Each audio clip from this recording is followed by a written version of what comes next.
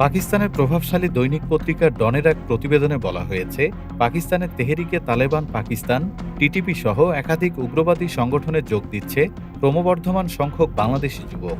২০২৩ সাল থেকে শুরু হওয়া এই প্রবণতাকে দক্ষিণ এশিয়ায় জঙ্গিবাদের নতুন ও উদ্বেগজনক ধারা হিসেবে দেখছেন নিরাপত্তা বিশ্লেষকেরা। পাকিস্তান সরকারের তথ্য অনুযায়ী এ পর্যন্ত অন্তত ৪ বাংলাদেশি টিটিপির পক্ষে লড়াই করতে গিয়ে নিহত হয়েছে। বর্তমানে ২৫ থেকে ৩০ জন বাংলাদেশি পাকিস্তানে সক্রিয়ভাবে জঙ্গিবাদে যুক্ত বলে ধারণা পুলিশের। নিহতদের মধ্যে ফয়সাল হোসেন ও জুবায়ের আহমেদের পরিচয় নিশ্চিত হওয়া গেছে, আর রতন ঢালির মৃত্যুর তথ্য নিয়ে রয়েছে অনিশ্চয়তা।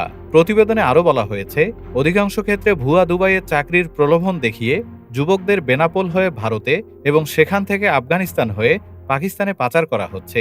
সবাই এসেছে আর্থিকভাবে দুর্বল পরিবার থেকে। বিশেষজ্ঞরা বলছেন, অনলাইন ভিত্তিক নিয়োগ, বিকৃত ধর্মীয় ব্যাখ্যা ও অর্থনৈতিক হতাশাই এই প্রবণতার মূল চালিকা শক্তি।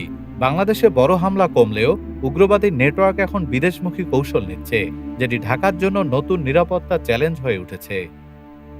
ডেস্ক রিপোর্ট, বাংলাদেশ সময়। বাংলাদেশ সময়, সবার আগে দেশ।